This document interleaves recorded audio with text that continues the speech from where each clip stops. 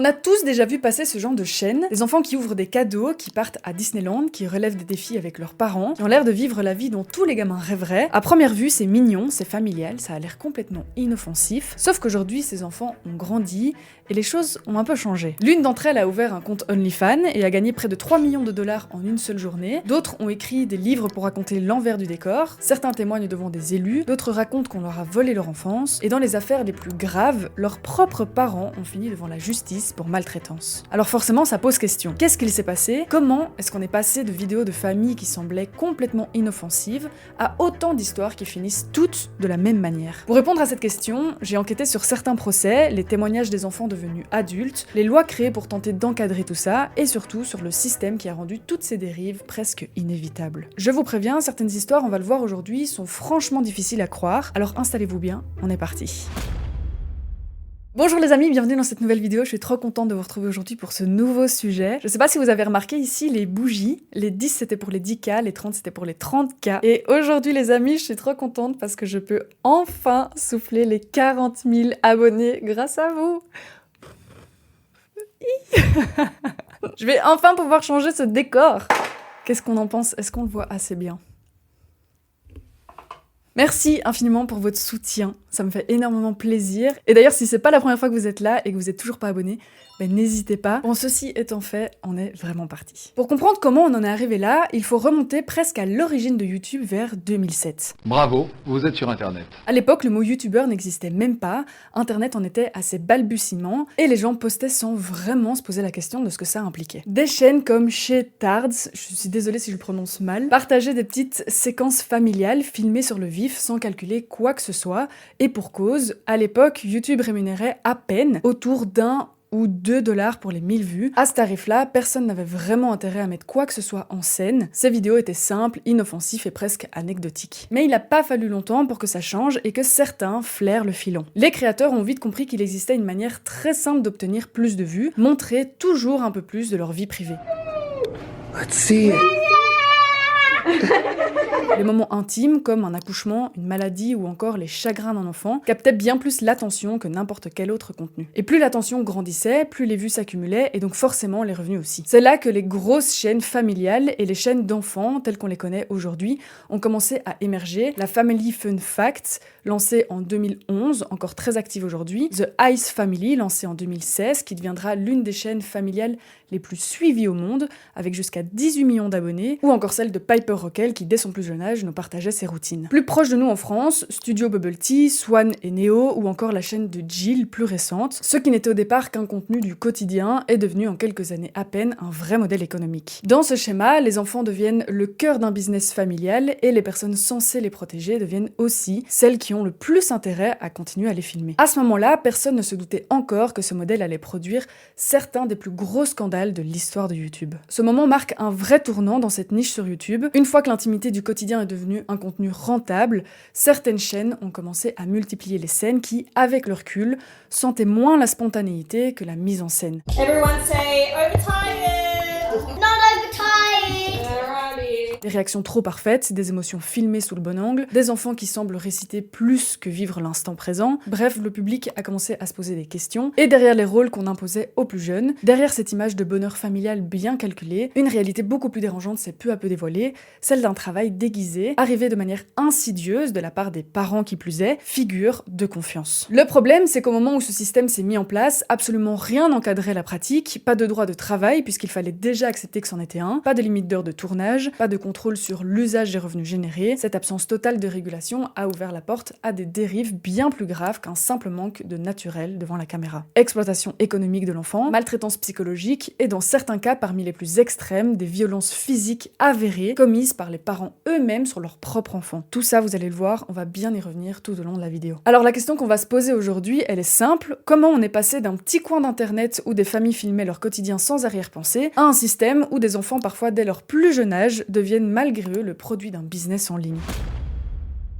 S'il y a bien une famille qui résume à elle seule les ambiguïtés du vlogging family, c'est la Labrand Family. La Labrand Family, c'est l'histoire de Cole Labrand, Savannah et de leurs 5 enfants. Le couple se rencontre en 2016, se marie rapidement et lance leur chaîne familiale dans la foulée, chaîne qui cumule aujourd'hui plus de 12 millions d'abonnés malgré les polémiques. Parmi tous les enfants, c'est surtout Everly, l'aîné, qui attire d'abord le plus l'attention. Dès son plus jeune âge, ses vidéos font beaucoup plus de vues que les autres et progressivement, elle devient le véritable visage de la chaîne. On la retrouve partout, à Disneyland, dans des parcs aquatiques, au centre des vidéos les plus populaires. Premier problème, une partie de ses contenus montre Everly en maillot de bain, et plusieurs enquêtes révéleront plus tard que certains de ses vidéos circulaient également sur des sites pour adultes. Quand on dit qu'exposer ses enfants sur internet est dangereux, c'est pas pour être relou, c'est typiquement pour ce genre de problème. Cette première polémique déjà dramatique est loin d'être la seule. Au fil des années, le couple est régulièrement accusé de privilégier les vues au détriment de leur enfant. En 2019, par exemple, ils font croire à Everly qu'ils vont abandonner son chiot. Ils la filment pendant qu'elle s'effondre en larmes avant de lui annoncer que c'était simplement une blague. Tout ça évidemment filmé, montré et monétisé. Quelques années plus tard, ils publient une vidéo dont le titre laisse penser que leur fille Posy est atteinte d'un cancer. En réalité, il s'agit d'une collecte de fonds pour d'autres enfants malades. Beaucoup le reprocheront alors d'avoir utilisé la peur et l'émotion pour générer des clics. Ils seront également critiqués après la diffusion d'un documentaire militant comparant l'avortement à l'Holocauste, une vidéo qui sera démonétisée par YouTube après une vague d'indignation. Tu m'étonnes. En 2023, la famille quitte la Californie pour s'installer dans le Tennessee. Officiellement, ils expliquent vouloir changer de cadre de vie, sauf que ce déménagement intervient exactement à un moment très précis, quand la Californie s'apprête à adopter une nouvelle loi, le Child Blogger Bill of Rights, en d'autres mots, la charte des droits des enfants blogueurs. Si jamais mon accent anglais ne vous convenait pas. Le principe est assez simple, lorsqu'un enfant génère des revenus grâce au contenu publié par ses parents, une partie importante de cet argent doit désormais être placée sur un compte bloqué, auquel il aura accès une fois majeur. Impossible d'affirmer évidemment que c'est la raison de leur départ. En revanche, le timing est suffisamment troublant pour alimenter de nombreuses spéculations, d'autant plus qu'au moment où le Tennessee annonce vouloir adopter une loi similaire, les rumeurs d'un nouveau déménagement commencent déjà à circuler. Aujourd'hui, heureusement, après tout ça, la famille semble avoir réduit la place des enfants dans ses vidéos, probablement aussi sous l'effet des nombreuses critiques, mais pour beaucoup, la Labrand Family est devenue l'un des exemples les plus connus des dérives du family vlogging. Et si l'affaire de la Labrand Family a révélé jusqu'où des parents pouvaient aller pour faire des vues, le cas suivant montre que le pire n'avait pas encore de limite. Laissez-moi vous parler de l'affaire de Ruby Frank. Ruby, c'est une mère de 6 enfants qui lance en 2015 une chaîne YouTube familiale appelée 8 Passengers. Très vite, le succès est immense, plus de 2 millions d'abonnés, plus d'1 milliard de vues et une image de famille presque parfaite. Elle partage son quotidien, donne des conseils d'éducation et devient, pour beaucoup de parents, une véritable référence. Mais derrière cette image parfaite, certains détails commencent déjà à mettre les internautes mal à l'aise. Dans ses propres vidéos, Ruby défend une vision de l'éducation extrêmement stricte. Pour elle, un enfant ne possède rien, ni sa chambre, ni ses jouets, ni même certains privilèges que beaucoup considèrent comme acquis. Elle affirme aussi publiquement que la dépression ou les troubles du comportement alimentaire n'existent pas et les punitions qu'elle inflige à ses enfants deviennent de plus en plus difficiles à justifier. Son fils Chad, par exemple, sera privé de sa chambre pendant 7 mois. Il dormira tout ce temps sur un pouf dans le salon, simplement pour avoir fait une blague jugée déplacée. Complètement folle. Dans d'autres vidéos, on la voit filmer sa fille pendant une épilation forcée, menacer de décapiter sa peluche, ou encore lui raser la tête en pleine crise. On se demande vraiment, à ce stade, si elle aimait pour de vrai ses enfants. Forcément, les internautes commencent à s'inquiéter, et en 2020, une pétition réunissant plus de 18 000 signatures demande aux autorités d'intervenir. Rien que ça. La réponse à ces 18 000 personnes tirant la sonnette d'alarme, rien, le silence total de la part des autorités.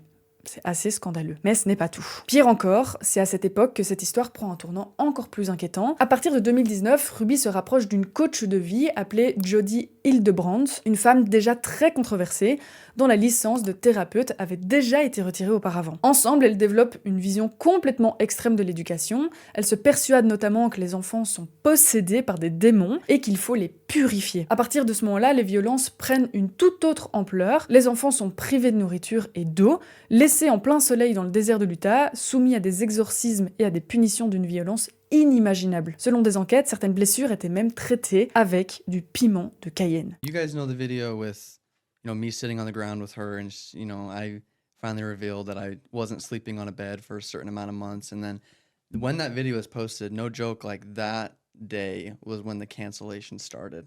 Il faut vraiment être tordu. Toute cette histoire ne s'arrête que le 30 août 2023, donc des années après, jour où Russell, le fils de Rudy, âgé de seulement 12 ans, parvient à s'enfuir de la maison et prévenir les voisins. Lorsque la police intervient, elle le découvre alors amaigri, couvert de blessures, et sa petite sœur Eve, 10 ans, est retrouvée cachée dans un placard en état de malnutrition sévère. Ruby Frank et Jodie Hildebrand sont immédiatement arrêtées et quelques mois plus tard, en février 2024, les deux femmes plaident coupables de plusieurs chefs de maltraitance sur enfants.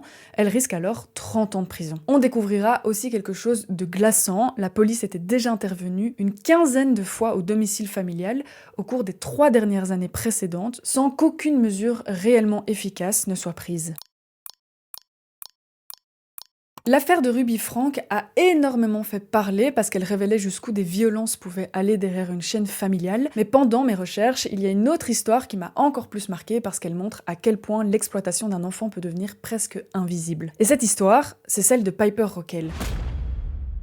Piper, c'est une créatrice de contenu américaine qui est devenue célèbre extrêmement jeune. À l'époque, elle n'a que 10 ans lorsqu'elle explose sur YouTube avec des vidéos de challenge, de divertissement et de petites mises en scène destinées à un public très jeune. Derrière la caméra, il y a surtout une personne, sa mère, Tiffany Smith. C'est elle qui gère alors les tournages, les contrats, les publications, bref, toute la carrière de Piper. Et au début, honnêtement, rien ne paraît vraiment alarmant. Autour de Piper se forme rapidement ce qu'ils appellent alors le squad, un groupe d'autres jeunes créateurs qui apparaissent régulièrement dans ses vidéos. D'un premier abord, ça semble sympa, si on met le fait qu'ils sont filmés et exposés en permanence de côté, ça ressemble à une simple bande de copains qui s'amusent ensemble. Mais après plusieurs années, lorsque les anciens membres du squad commencent enfin à parler, ils racontent tous exactement la même chose et ce qu'ils décrivent n'a rien à voir avec les vidéos qu'on voyait sur YouTube. À partir de 2019, Tiffany Smith décide d'aller encore plus loin pour amasser encore plus d'abonnés, faire encore plus de sous sur la chaîne, et la chaîne prend alors un virage assez inquiétant. Piper n'a que 12 ans à ce moment-là, mais les vidéos mettent de plus en plus en scène des histoires de couples, de fausses ruptures, de fausses grossesses, des références à Tinder, bref des scénarios qui paraissent complètement décalés pour des enfants de cet âge. Et pour les avoir visionnés pour la vidéo,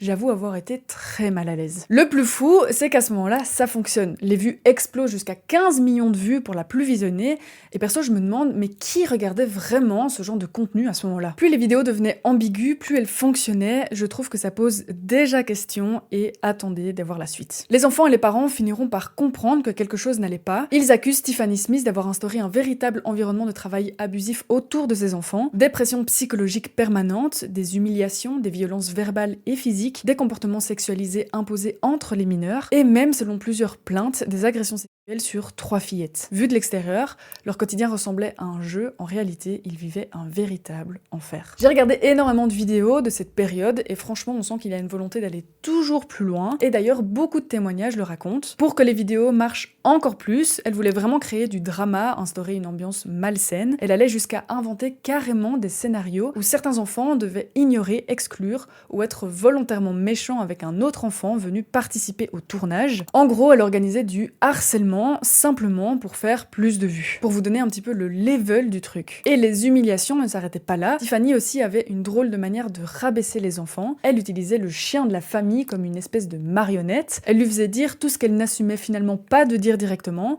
comme « t'es moche », « t'es une loser », « t'es fainéante », et même appelée Piper connasse, donc oui, sa propre fille. Franchement, se dire qu'une adulte traite des enfants comme ça, c'est que vraiment elle avait soit un problème psychiatrique, soit un sacré complexe d'infériorité envers des gosses. Il y avait aussi les fameux pranks, sauf qu'à force de vouloir faire toujours plus spectaculaire, ils allaient parfois beaucoup trop loin. Certaines mises en scène impliquaient des fausses ambulances, des faux policiers pour pousser à bout les enfants et faire toujours plus de vues encore une fois. En 2022, tout finit par éclater. Pour plusieurs membres du squad, c'en est trop. 11 de ces jeunes créateurs et leurs parents décident alors de porter plainte contre Tiffany Smith. Aujourd'hui, les anciens membres du squad ont grandi et les témoignages vont bien au-delà de simples cadences de travail épuisantes. Sophie, l'ancienne meilleure amie de Piper qu'on peut voir absolument partout dans les vidéos, explique « On filmait une quinzaine de vidéos par jour, on commençait à 11h et on finissait à 1h, voire 2h du matin. Je rentrais, je dormais ensuite 2-3 heures par nuit, je me levais entre 6 et 7 heures pour travailler mes cours, puis j'éteignais ma tablette et je me préparais à filmer des vidéos. Je faisais ça tous les jours, sans exception, j'étais épuisée. » Corinne, une autre membre, raconte « Tiffany choisissait tout ce que devait faire mère Paper, elle se disputait beaucoup et dès que Paper faisait quelque chose différemment, elle se faisait hurler dessus par sa mère. L'ambiance devait vraiment être très lourde, mais attendez de découvrir la suite, c'est encore pire. Tiffany estimait que les vidéos sur les crushs faisaient énormément de vues, que les fans adoreraient ça et que ça faisait gagner beaucoup d'abonnés et donc beaucoup d'argent. À l'époque, elle n'a donc pas hésité une seule seconde à créer des faux couples en passant des castings pour trouver les meilleurs enfants possibles. Un d'eux s'appelle Sawyer et raconte aujourd'hui: Quand Tiffany a créé mon couple avec Indy, on m'a dit « c'est une occasion en or pour toi ». C'était très gênant. On était tous les deux mal à l'aise, j'étais même pas amoureux d'elle en réalité.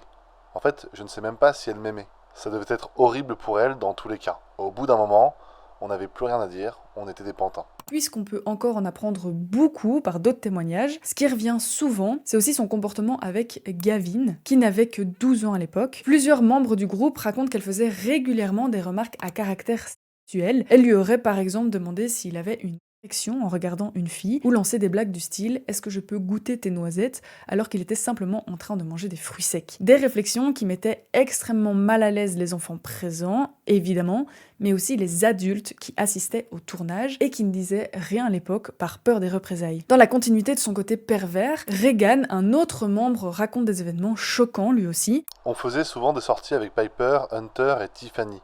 Quand Tiffany buvait de l'alcool, elle était sans filtre. Et parfois, elle venait me parler, même quand Piper était là, et elle me disait « Tu seras sexy quand tu seras grand ». Un soir, on était en live, on s'amusait bien, puis l'ambiance a complètement basculé. Elle m'a embrassé de force, j'étais sous le choc, j'avais seulement 17 ans.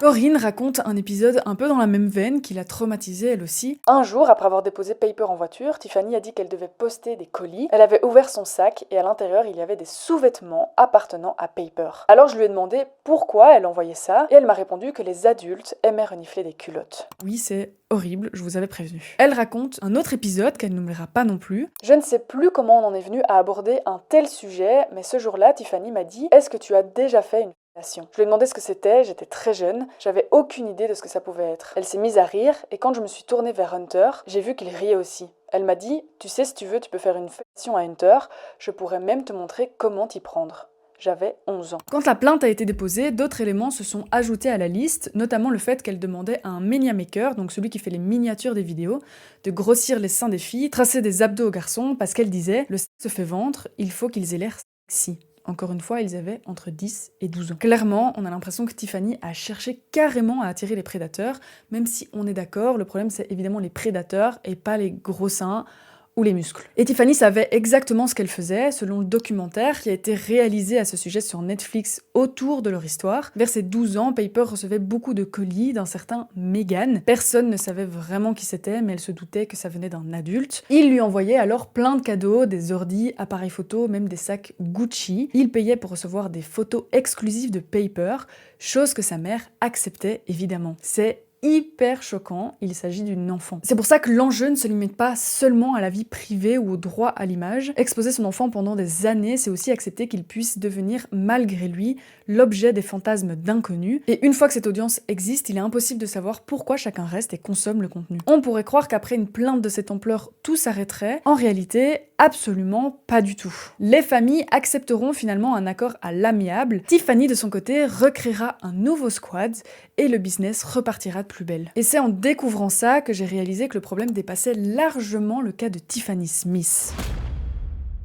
Ces trois histoires semblent exceptionnelles, pourtant elles ne le sont pas du tout. Derrière elles, il y a un système entier qui les a rendues possibles. À chaque fois, on retrouve des enfants dont l'image devient une source de revenus, des adultes qui ont tout intérêt à filmer toujours plus loin, et une frontière qui finit par disparaître entre ce qui est bon pour l'enfant et ce qui génère des vues et donc des sous. Évidemment, toutes les familles qui vloguent ne finissent pas dans des scandales ou devant les tribunaux, mais ces affaires sont intéressantes parce qu'elles révèlent des mécanismes d'un système qui pousse parfois des parents ordinaires à prendre des décisions qu'ils n'auraient peut-être jamais prise si une caméra n'avait pas été allumée. À ce stade, on pourrait croire que Paper Roquel, le Ruby Frank ou encore la Labrande Family sont simplement trois histoires isolées, mais le problème est beaucoup plus profond que ça, parce que derrière ces vidéos d'enfants influenceurs se trouve une véritable industrie. Pour donner une idée de grandeur, de ce que ça représente concrètement, au pic de la chaîne de Paper Roquel, selon les documents judiciaires du procès de 2022, sa mère encaissait entre 500 000 et 625 000 $ par mois. C'est énorme. Pour Rudy Frank, on trouve une estimation entre 50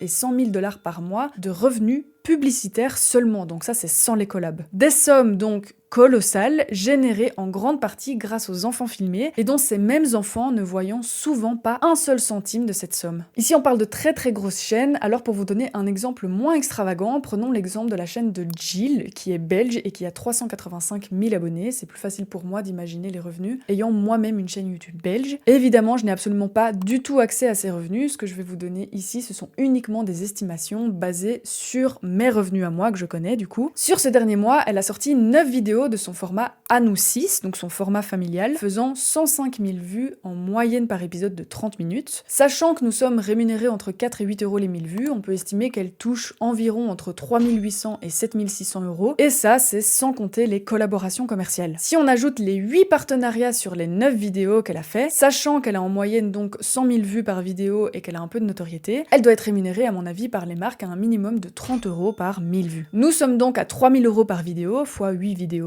nous arrivons à 24 000 euros sur son format familial qui fonctionne parce que c'est un format familial. Alors ici, le sujet n'est pas Jill, je ne suis pas en train de dire que c'est une mauvaise maman, ni que ses enfants sont malheureux, peut-être même qu'en fait, toute une partie de l'argent est entièrement destinée aux enfants, en fait, j'en sais rien. Ce qui m'intéresse ici, c'est uniquement de vous donner un exemple de ce que c'est vraiment le business des vlogging familial. Et le problème avec ce business, c'est que l'argent ne va pas toujours de la marque à l'enfant, même rarement, et c'est ce qui a été reproché dans beaucoup de cas, d'où le fait que certains États mettent des lois vis-à-vis de ça, comme dans l'histoire des Labrand, et comme vous le verrez aussi en France également. En réalité, les marques payent pour accéder à une audience, les plateformes récompensent les vidéos qui captent le plus longtemps notre attention, et les parents produisent toujours plus de contenu pour rester visibles. Au milieu de tout ça, perdu, il y a l'enfant qui devient donc le personnage principal de cette machine. C'est souvent lui qui crée la valeur de ces vidéos, puisque c'est le concept même de la vidéo, et sans se rendre compte, il participe pleinement à ce travail déguisé. L'algorithme dans cette histoire est évidemment du côté des parents, ils s'en fichent royalement de savoir si c'est ok d'afficher un mineur sans son consentement ou non. Tout ce qu'ils voient, ce sont des signaux, combien de temps les gens regardent, combien commentent, combien partagent, et il se trouve que les vidéos qui fonctionnent le mieux, ce sont celles qui déclenchent le plus d'émotions, une dispute, un enfant qui pleure, une annonce inquiétante, une confidence très intime. Plus le contenu donne l'impression d'entrer dans leur vie privée, plus il y a de chances d'être recommandé. Résultat, les plateformes ne recommandent pas forcément les créateurs qui protègent le mieux leur enfant. Au contraire, elles récompensent ceux qui retiennent le plus longtemps notre attention. Et le plus pervers, évidemment, dans cette histoire, c'est qu'une fois le contenu publié, les parents n'en ont plus aucun contrôle. Imaginez une vidéo de votre enfant de 3 ans vue par 100 000 personnes que vous connaissez ni d'Adam ni d'Ève. Statistiquement, c'est évidemment certain qu'il y a des personnes mal intentionnées devant leur écran. Personnellement, ça me fait froid dans le dos. Une vidéo peut être téléchargée, repartagée, sortie de son contexte, ou même détournée à des fins complètement différentes de celles imaginées au départ. Avec l'IA en plus, tout ce qui se passe sur internet est hors de contrôle.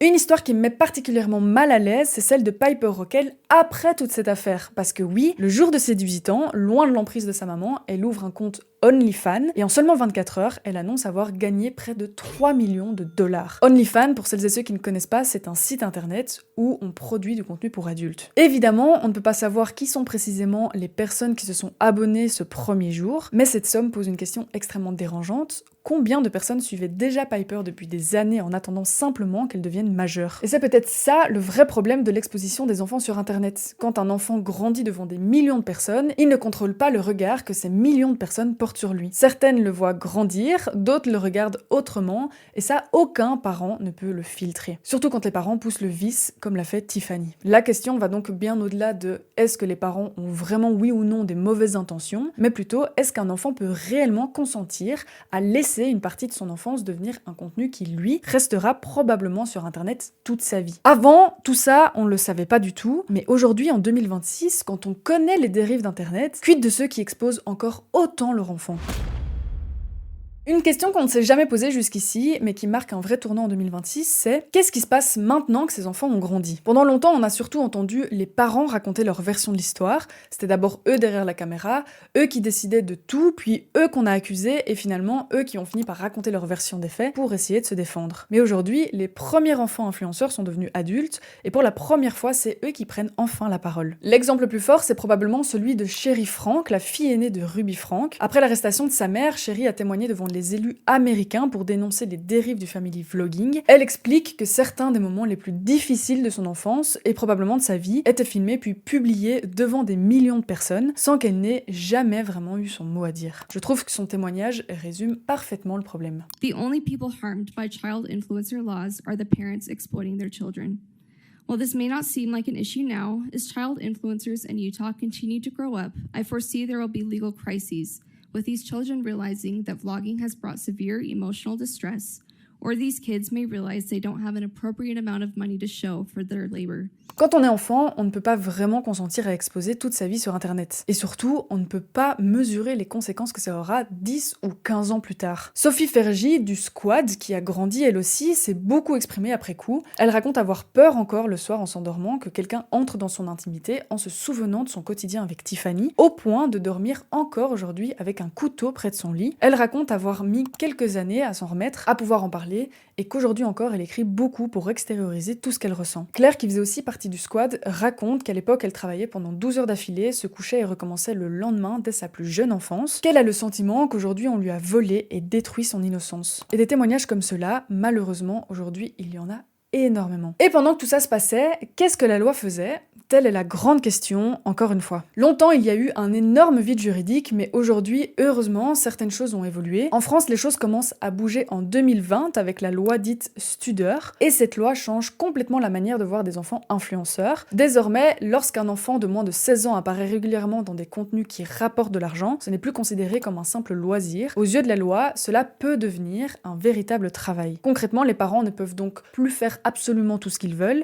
Ils doivent déclarer cette activité, obtenir une autorisation dans certaines situations, respecter des règles sur le temps de travail, la santé ou encore la scolarité de leur enfant. Et surtout, une partie des revenus générés doit être bloquée à la caisse de dépôt jusqu'à la majorité de leur enfant. Et pour finir, le mineur peut demander directement aux plateformes le retrait des contenus qui les concernent sans l'autorisation de ses parents. Si ces règles ne sont pas respectées, les sanctions peuvent être très lourdes. La loi prévoit jusqu'à 5 ans de prison et 75 000 € d'amende dans les cas les plus graves d'exploitation commerciale sans autorisation. Les plateformes, elles, ne sont par contre toujours pas tenues pour responsables. C'est justement pour ça qu'en 2026, l'Assemblée nationale a adopté une nouvelle proposition de loi pour aller encore plus loin. L'objectif est simple, obliger les plateformes à retirer les contenus qui ne respectent pas la loi et pouvoir les sanctionner elles aussi avec des amendes pouvant aller jusqu'à 75 000 € lorsqu'elles ne coopèrent pas. Quand on compare avec les autres pays, la France fait presque figure d'exception et pour une fois, j'ai envie de dire que quelque chose est mieux en France. En Belgique par exemple, il n'existe toujours pas de loi spécifique pour les enfants influenceurs. Ils sont protégés par plusieurs textes sur le travail des mineurs, la vie privée ou encore la protection de l'enfance, mais aucun ne répond vraiment aux problématiques spécifiques des réseaux sociaux, ni ne prévoit de véritables sanctions. Aux États-Unis, c'est encore différent, il n'existe pas non plus de loi fédérale dédiée aux enfants influenceurs. Certaines règles protègent bien les enfants, notamment sur leurs revenus ou leurs données personnelles, mais elles dépendent souvent de l'état dans lequel ils vivent. Résultat, la protection est beaucoup plus fragmentée qu'en France. Et c'est probablement ce qui est le plus frappant dans cette histoire. Aujourd'hui, en 2026, on a des millions d'enfants qui grandissent devant les caméras, mais les lois, elles, sont encore en train d'essayer de rattraper Internet. Comme d'habitude. Ce qui me choque aussi en découvrant toutes ces lois, c'est que même en France où ça semble être encadré, la loi le permet quand même. C'est-à-dire que si les parents rentrent dans les conditions, font tout ce qu'il faut, etc., on passe quand même totalement outre le consentement de l'enfant. Et que personne vienne me dire que l'enfant peut dire oui ou non en connaissance de cause parce que c'est totalement faux. Est-ce qu'un enfant est réellement capable de dire non à ses propres parents déjà ? Est-ce qu'il comprend même ce que ça veut dire ? C'est d'ailleurs pour cette raison que toutes les lois, toutes les histoires ont plus de conséquences quand ça touche à des mineurs, parce qu'on sait pertinemment qu'un mineur est soit trop petit pour comprendre, soit influençable, soit manquant totalement d'esprit critique, ce qui est bien normal, et c'est pour ça qu'il faut les protéger. Alors pourquoi ici, simplement leur poser la question « est-ce que c'est ok pour toi ou non ?» est suffisant. Et pendant ce temps-là, rien n'arrête l'exposition des enfants sur Internet. Pendant que les lois parlementaires débattent d'un texte, des milliers de nouvelles vidéos sont publiées chaque jour. Pendant qu'une règle est votée, des enfants ont déjà grandi devant des millions de personnes. Et pendant qu'on discute de leur droit à l'image, leur image circule, elle, déjà absolument partout. Au fond, je pense que la seule question qui devrait guider chaque publication, c'est « est-ce que cette vidéo est dans l'intérêt des parents ou est-ce qu'elle est vraiment dans l'intérêt de l'enfant ?» Et souvent, on comprend qu'il n'y a pas vraiment d'intérêt pour un petit loulou d'être exposé de la sorte devant des millions de personnes, même des milliers de personnes, même des centaines de personnes.